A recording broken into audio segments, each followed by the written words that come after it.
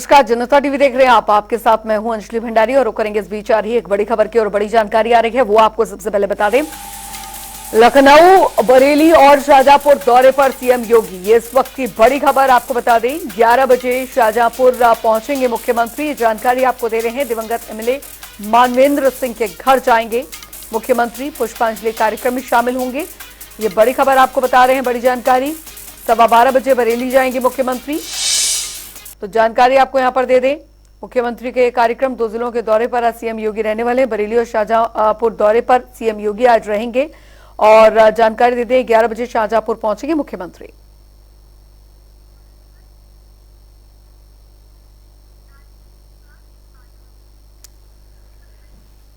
राजीव शुक्ला शाहजहांपुर से संवाददाता हमारे साथ इस बीच सीधे इस खबर पर जुड़ गए हैं ज्यादा जानकारी के साथ। राजीव, मुख्यमंत्री आज दौरे पर आ रहे हैं शाहजहांपुर में, क्या कुछ तैयारियां कर ली गई हैं और क्या कुछ कार्यक्रम उनके वहां पर रहने वाले हैं? 11 यूपी के मुख्यमंत्री योगी आदित्यनाथ शाहजहांपुर पहुंचेंगे और दिवंगत विधायक मानवेंद्र सिंह की गांव पहुंचेंगे। वहां पर उनके परिजनों से मुलाकात करेंगे। आपको बता दें, तैयारियां पूरी तरह से मुस्तैद हैं।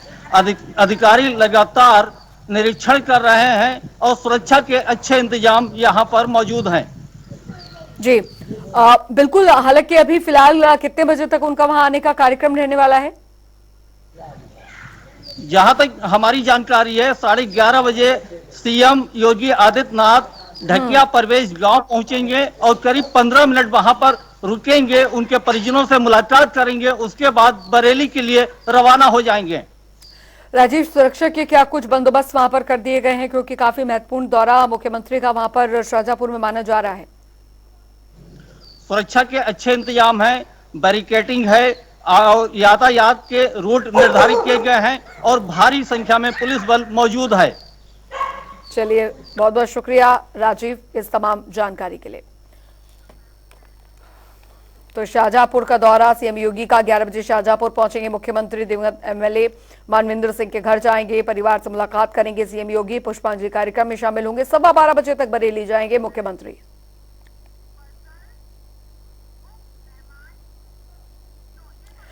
फजल उर्फ रहमान संवाददाता बरेली से हमारे साथ इस खबर पर जुड़ गए हैं ज्यादा जानकारी के साथ। फजल, आज बरेली के दौरे पर भी मुख्यमंत्री आ रहे हैं, वहां क्या कुछ कार्यक्रम रहने वाले हैं? अंजलि, आपको बताऊंगा कि बरेली में करीब 11 बजे शाहजहांपुर से बरेली योगी आदित्यनाथ आएंगे। यहाँ पर एक जनसभा को संबोधित करेंगे। उसके बाद बरेली कॉलेज से निकलकर सर्किट हाउस पहुंचेंगे, वहाँ पर करीब 1 घंटे तक आराम करेंगे। उसके बाद दो बजे के बाद करीब 3 बजे तक जन प्रतिनिधियों से भेंट करेंगे। 3 बजे के बाद सर्किट हाउस में प्रदान करेंगे। 3:05 पर विकास भवन पहुंचेंगे, वहां पर कार्यकर्ताओं से और प्रतिनिधि और विधायक और सांसदों से मुलाकात करेंगे। यहाँ पर मुख्यमंत्री का दौरा है। यहाँ पर करीब मुख्यमंत्री को 3,000 करोड़ रुपए की परियोजना का शिलान्यास और उद्घाटन करेंगे। इसमें सबसे बड़ी परियोजना रामगंगा योजना है, जहाँ पर पहुंचकर राम भक्त हनुमान जी की प्रतिमा का उद्घाटन करेंगे और लोकार्पण करेंगे। कार्यकर्ताओं में कितना उत्साह यहाँ पर बना हुआ है, क्योंकि चुनावी साल है, ऐसे में मुख्यमंत्री का आगमन बरेली में काफी महत्वपूर्ण माना जा रहा है। पदाधिकारियों के साथ भी वो बातचीत यहाँ पर करेंगे इस दौरे के दौरान। भंडारी, बताना चाहूंगा कि यहाँ पर, क्योंकि यहाँ पर 7 विधायक यहाँ पर मौजूद है भारतीय जनता पार्टी के, और यहाँ पर एक सांसद भी यहाँ पर भारतीय जनता पार्टी के ही है, और यहाँ का मेयर और जिला पंचायत अध्यक्ष भी भारतीय जनता पार्टी का है। तो भी भारतीय जनता पार्टी को यहाँ लगातार सफलताएं मिलती चली जा रही है और आने वाले दौर में भी भारतीय जनता पार्टी का ही परचम बरेली में लहराया जाएगा। चलिए, बहुत बहुत शुक्रिया फजल उर रहमान इस तमाम जानकारी के लिए।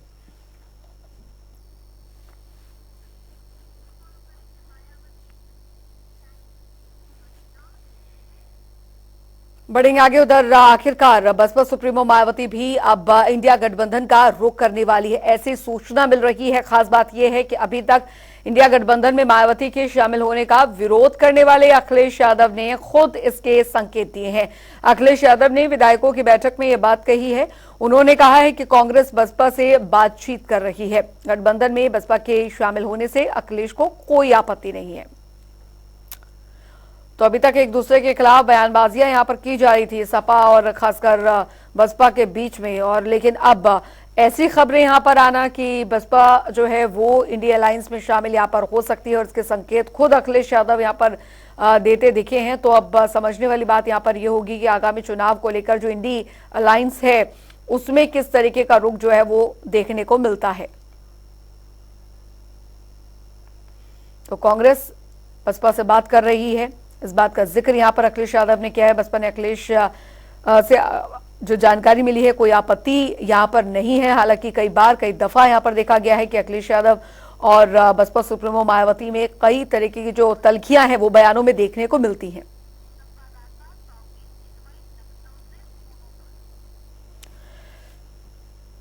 तौकीर किदवई संवाददाता हमारे साथ फोनलाइन पे जुड़ गए हैं ज्यादा जानकारी के साथ इस खबर पर। तौकीर, अभी तक अपने बयानों में तल्खी यहां पर सपा और बसपा सुप्रीमो के बीच में अक्सर देखी जाती थी, लेकिन अब यह खबर आना कि बसपा भी इंडिया अलायंस में यहां पर शामिल होती दिख रही है और इसके संकेत खुद अखिलेश यादव की तरफ से आना, अब इसे क्या समझे?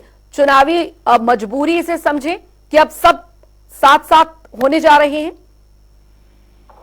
देखिए, मायावती की तरफ से लगातार ये बयान आता है कि वो लोकसभा 2024 का चुनाव अकेले ही लड़ेंगे, लेकिन सबसे बड़ी बात यह है कि हाल ही में जिस तरह से बयानबाजी हुई उससे दोनों के बीच दूरियां और बढ़ गई थी। लेकिन अखिलेश यादव ने कल जो बैठक की पार्टी कराने पर सभी विधानसभा के जो सदस्य है उसके अलावा जो विधानसभा प्रत्याशी रहे उनको बुलाया था। उनसे मीटिंग के दौरान ये बात उन्होंने कही है कि सभी लोग मायावती के बयानों पर बहुत ज्यादा टिप्पणी ना करें, उनके हैंडल पर जैसे ज्यादा समझ ना लिखें। हाल ही में मायावती की तरफ से किया गया था, उन्होंने कहा था कि जो उनके घर के सामने यानी कि उनका कार्यालय है उसके सामने स्वयं वो जबरन बनाया गया अखिलेश सरकार में। तो कहीं ना कहीं उन्होंने तर्क कसा था इसके ऊपर। अखिलेश यादव ने भी कहा था कि भाजपा की सरकार है, भाजपा के पास बुलडोजर है, उनको तोड़ दिया जाए। यानी कि जो जिस तरह से बयानबाजी एक दूसरे के ऊपर हो रही थी वो लगातार जारी थी। लेकिन कल की कसर में अखिलेश यादव ने संकेत किया है कि कहीं ना कहीं गठबंधन की जो बातचीत है वो चल रही है, वो बातचीत का जो जरिया है वो आनंद है। आनंद के साथ ही जो कांग्रेस के बड़े लीडर है उनके साथ बातचीत है, यानी कि सुप्रीमो मायावती के साथ कोई बातचीत नहीं है। लेकिन आनंद के साथ जो बातचीत हो रही है कहीं ना कहीं क्योंकि बड़ी जिम्मेदारी आनंद आज को दी जा चुकी है, तो इस वजह से लगता है कि कहीं ना कहीं जो देश का काम है वो आनंद ही बनेंगे और मायावती भी गठबंधन का हिस्सा हो सकती है। लेकिन सबसे बड़ा जो सवाल है उत्तर प्रदेश में वो 80 सीटों का है कि कैसे सीट शादी होगी, मायावती कितने में मान जाएंगी, अखिलेश यादव कितना अपना क्योंकि वो लगातार उनके जो नेता है वो खुद है, वो कभी कहते हैं 65 सीटों पर लड़ेंगे, कभी कहते हैं 70 सीटों पर लड़ेंगे, तो कितने सीटों पे बाकी के दल मान जाएंगे, ये एक बड़ा सवाल है। क्योंकि ये फॉर्मूला सभी राज्यों में जिस तरह से लागू करने की कोशिश की जा रही है वहां पर सीट शेयरिंग में बड़ा सवाल अभी भी बना हुआ है। बिल्कुल, बहुत बहुत शुक्रिया तौकीर किदवई तमाम जानकारी के लिए। तो फिलहाल अब एक साथ आकर किस तरीके से आगे जो नेतृत्व होता है वो देखने को मिलता है, वो देखना होगा। तो बता दें आपको कि बसपा से अखिलेश को कोई आपत्ति नहीं है, हालांकि उनकी जो बयानबाजियों में तल्खियां वो देखने को मिलती है, लेकिन चुनावी साल है, ऐसे में इंडिया अलायंस में बसपा का शामिल होना यहाँ पर यूपी में कितना फायदा यहाँ पर इंडिया अलायंस को दिलाता है, ये समझने वाली बात यहाँ पर होगी। तो इंडिया गठबंधन में शामिल होंगे मायावती, हालांकि अभी सवाल है क्योंकि आधिकारिक पुष्टि जो है वो नहीं हुई है, लेकिन अखिलेश यादव के बयानों से यही यहां पर साबित होता है कि अभी कांग्रेस की बातचीत जो है वो बसपा के साथ यहां पर चल रही है। हालांकि अभी क्या इसका आउटकम निकलकर सामने आता है, क्योंकि चुनावों से पहले जाहिर तौर पर सीट शेयरिंग को लेकर जो है वो यहां पर सबसे बड़ी सहमति जो है उसमें बनने पर ही निर्भर करेगा।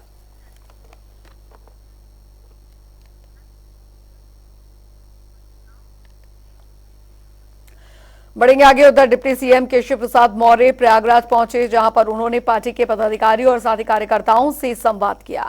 साथ ही डिप्टी सीएम ने उच्च अधिकारियों के साथ विकास कार्यों को लेकर समीक्षा बैठक की और इस दौरान केशव प्रसाद मौर्य ने राम जन्मभूमि मंदिर पर अखिलेश यादव के ट्वीट और विपक्ष पर हमला बोला।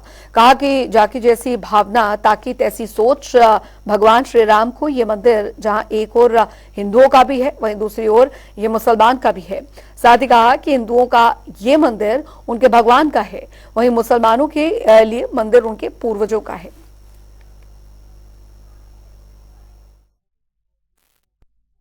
वो करेगा भगवान बुलाएंगे तो भगवान श्री राम जी से प्रार्थना है कि ऐसे लोगों को सद्बुद्धि दे, लेकिन जाकी रही भावना जैसी प्रभु मूरत देखी तीर्थ ऐसी।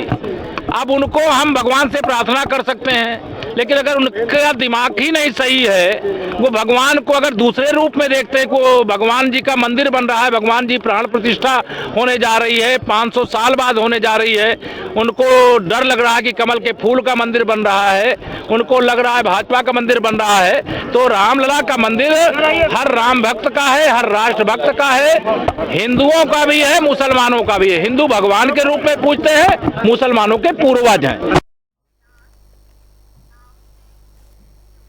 उधर बीजेपी सांसद बृजभूषण शरण सिंह के आज बाराबंकी वो पहुंचे और इस दौरान उन्होंने राम मंदिर बनने को लेकर प्रधानमंत्री नरेंद्र मोदी की जमकर तारीफ की है। तो बड़ी और अहम जानकारी आपको बता दें, कुश्ती से उनका कोई लेना देना नहीं, इस बात का जिक्र उन्होंने किया। उन्होंने कहा कि कलयुग और त्रेता युग की जो दूरी थी उसको पीएम नरेंद्र मोदी ने कम किया है, इस बात का जिक्र भी उन्होंने किया। तो बृजभूषण शरण सिंह का यह बड़ा बयान, बाराबंकिया जो पहुंचे और कुश्ती से उनका कोई लेना देना नहीं, इस बात का जिक्र वो करते दिखे। पीएम मोदी ने खत्म किया देश का श्राप, पीएम मोदी की तारीफ भी वो करते दिखे। बाराबंकी पहुंचे बृजभूषण शरण सिंह। तो बृजभूषण शरण सिंह का बयान दरअसल सामने आ रहा है, कुश्ती से उनका कोई लेना देना नहीं, इस बात का जिक्र उन्होंने किया है। पीएम मोदी ने खत्म किया देश का श्राप। बाराबंकी पहुंचे बृजभूषण शरण सिंह, ये इस वक्त की बड़ी खबर। बृजभूषण शरण सिंह का बयान दरअसल सामने आया है, जिसमें उन्होंने कहा कि कुश्ती से उनका कोई लेना देना नहीं है। पहलवानों द्वारा लगाए गए आरोपों के बाद ये मामला जो है काफी तूल पकड़ा और उसके बाद जो घटनाक्रम रहा, उसके बाद अब जब उनसे सवाल इसको लेकर पूछा गया, उन्होंने कहा कि कुश्ती से मेरा कोई लेना देना नहीं है। हालांकि प्रधानमंत्री नरेंद्र मोदी की तारीफ वो जरूर करते यहां पर दिखे हैं। पीएम मोदी ने खत्म किया देश का श्राप, इस बात का जिक्र उन्होंने इस दौरान किया। बाराबंकी पहुंचे बृजभूषण शरण सिंह। बड़ी खबर आपको बता रहे हैं, बृजभूषण शरण सिंह का ये बयान सामने आया है, कुश्ती से उनका कोई लेना देना नहीं, इस बात का जिक्र उन्होंने किया।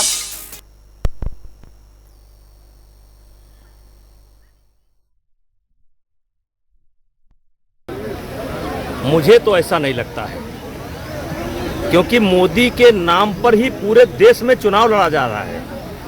आज के तारीख में मोदी जी ही एजेंडा है पूरे, जो बिना मोदी का नाम लिए किसी की नैया पार हो जाए।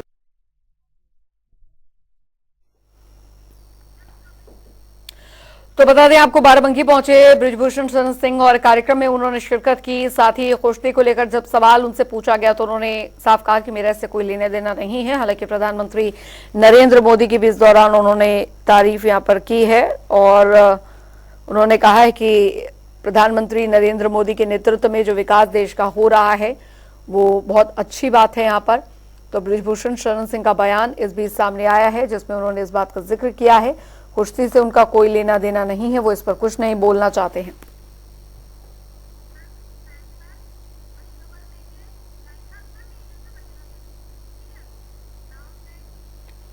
और रुक करेंगे एक बड़ी खबर की और बड़ी जानकारी आ रही है, वो आपको बता दें।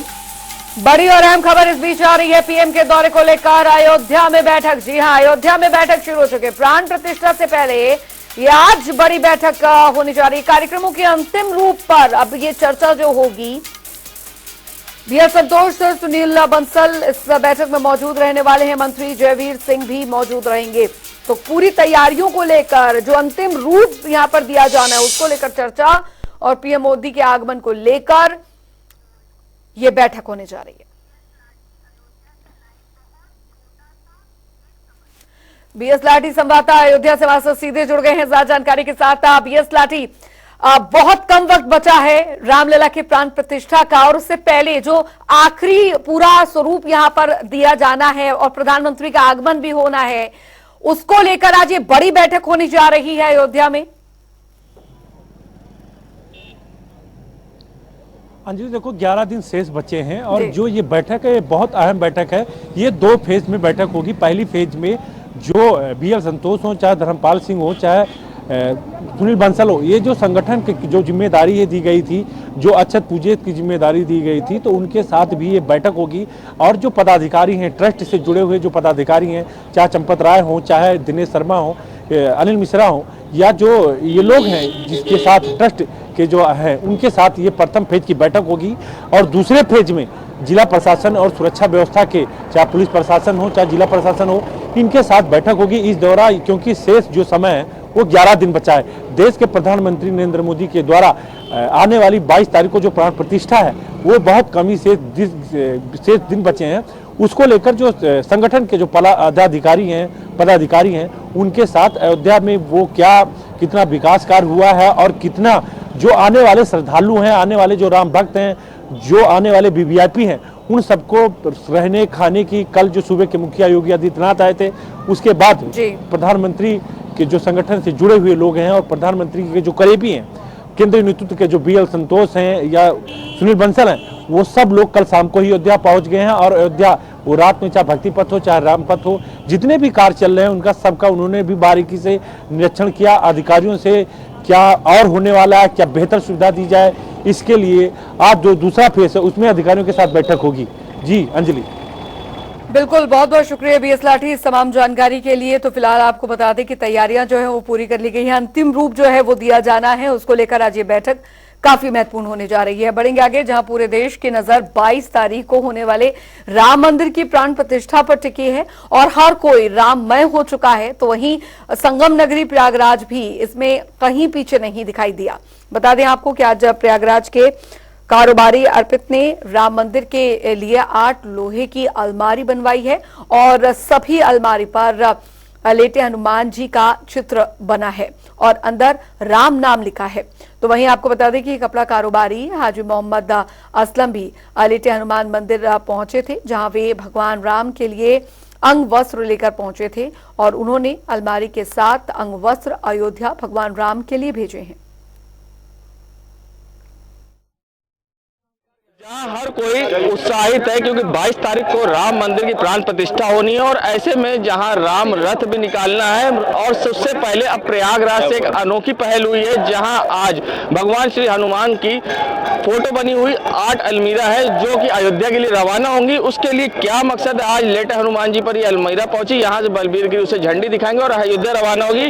और हमारे साथ है यहाँ पर अर्पित जी, ये बताइए क्या मकसद है, किस मकसद से आज आप ये पूरी यात्रा कर रहे हैं और ये अलमीरा जो भेंट कर रहे हैं राम मंदिर, क्या इसका उद्देश्य है? मकसद तो कुछ नहीं है, मकसद बस इतना है कि हमारा प्यार सबसे बड़ा मकसद होता है। और अयोध्या 500 वर्षों बाद भगवान श्री राम वनवास से लौट रहे हैं और ये अलमीरा आप जो भेंट कर रहे हैं, कितनी अलमीरा है और क्या खास है इसमें? 8 अलमीरा है और इसमें सबसे बड़ी खास बात तो ये है कि इसमें हमारे बंधवा के जो हमारे प्रयागराज के मुखिया हैं उनकी तरफ से जा रही है और वो खुद ही स्वयं विराज रहेंगे अलमारी में। सारी अलमारी में उनकी चित्र बनी हुई है। क्या आपकी मनोकामना है कि ये अलमीरा जो पहुंचेगी तो वहां पर पहुंचेगी अयोध्या, तो हर एक की अपनी अपनी मनोकामना, क्या आपकी? मेरी मनोकामना है कि मेरी अलमीरा जो है गर्भगृह में रखी जाए और उसमें रामदास के कपड़े रखे जाए, आभूषण रखे जाए। अर्पित जी थे जो प्रयागराज से 8 अलमीरा अयोध्या के लिए भेज रहे हैं जो गर्भगृह में रखी जाए, जिसमें भगवान के आभूषण और कपड़े रखे जाए। एक पहल हुई है नई और भव्य यात्रा यहाँ से निकलेगी और यहाँ से ये अलमीरा अयोध्या के लिए रवाना हो रही है। हमारे साथ प्रयागराज से मौजूद है हाजी मोहम्मद असलम जो भगवान श्री राम के लिए अंग वस्त्र भी भेज रहे हैं। जहाँ अलमीरा तो जा रही है मगर भगवान के लिए अंग वस्त्र जा रहे हैं। क्या असलम जी आपका ये उद्देश्य है? हमारा उद्देश्य है भगवान रामचंद्र जी के लिए एक वस्त्र भी जाना चाहिए और हमारे महाराज जी के थ्रू ये वस्त्र वहाँ अयोध्या जाएगा। और मैं चाहूँगा कि जैसा कि हमारे योगी जी और मोदी जी ने कहा है कि 5-5 दिए जलाए जाएं, मैं चाहता हूँ कि प्रयागराज में 51 दिए जलाए जाएं और ये अंग वस्त्र हमारे महाराज जी के थ्रू द्वारा जो है ये वहाँ पे जो है अयोध्या पहुँचाया जाए। तो जैसे कि आज डिप्टी सीएम केशव प्रसाद मौर्य जी ने भी कहा है कि भगवान श्री राम जो हैं हिंदुओं के भगवान हैं और मुस्लिम के पूर्वज हैं, तो क्या मानते हैं आप? देखिए भगवान सबके हैं, हिंदू मुसलमान सिख ईसाई सभी के हैं, ये मानने की बात है और दिल से मानना चाहिए। भगवान किसमें कहाँ है ये कोई नहीं जानता। तो देखिए ये थे हाजी मोहम्मद असलम जिन्होंने कहा भगवान सबके और सबको मानना चाहिए, भगवान किस में है किसी को नहीं मालूम। फिलहाल आज अलमारी भेज रहे हैं अयोध्या, तो साथ ही हाजी मोहम्मद असलम आज वो भगवान राम के अंग वस्त्र भेज रहे हैं और एक लोगों में अलग सा उत्साह, एक भव्य नज़ारा देखने को मिला है प्रयागराज में। जनता टीवी के लिए सैयद मोहम्मद आमिर, प्रयागराज। और चलिए अब रुक करेंगे 2 मिनट में 10 बड़ी खबरों की ओर फटाफट अंदाज में। इटावा में वन विभाग और एसटीएफ को मिली बड़ी कामयाबी, भारी मात्रा में पकड़ी गई या कैलोपी 2 तस्कर गिरफ्तार। फतेहपुर में बेकाबू ट्रेलर ने दरअसल हाईवे किनारे खड़ी बोलेरो गाड़ी को मारी टक्कर, बोलेरो गाड़ी हुई क्षतिग्रस्त, कार चालक के परिजनों ने पुलिस पर मारपीट का लगा आरोप। अलीगढ़ में हाउसकीपिंग गोदाम में अचानक लगी आग, दमकल कर्मियों ने कई घंटे रेस्क्यू कर पाया आग पर काबू, लाखों का सामान जलकर हुआ खाक। पीलीभीत में सड़क बनाने में हो रही खानापूर्ति, 2 महीने पहले बनी सड़क हुई बदहाल, 16 लाख रुपए आवंटित था बजट। देवरिया में जमीनी विवाद को लेकर 2 पक्षों में मारपीट, 4 लोग हुए घायल, मारपीट का वीडियो सोशल मीडिया पर वायरल। अलीगढ़ में एटीएस की आतंकियों के खिलाफ कार्रवाई जारी, आईएसआईएस के सदस्य को किया गिरफ्तार, बड़ी आतंकी घटना को अंजाम देने की फिराक में था आतंकी। आगरा में एसबीआई बैंक के एटीएम में लगी भीषण आग, फायर ब्रिगेड ने पाया आग पर काबू, शॉर्ट सर्किट बताई जा रही आग लगने की वजह। आगरा में कैंटर ने 2 लोगों को रौंदा, दोनों की मौके पर मौत, कई लोग हुए घायल। प्रतापगढ़ पहुंचे कांग्रेस लोकसभा क्षेत्र प्रभारी विवेकानंद पाठक, कांग्रेसियों ने माला पहनाकर किया स्वागत। विवेकानंद पाठक का बयान, अमेठी और रायबरेली से गांधी परिवार का ही होगा उम्मीदवार। अमेठी में दिखा तेज रफ्तार का कहर, ट्रक ने साइकिल सवार युवक को रौंदा, मौके पर युवक की हुई मौत।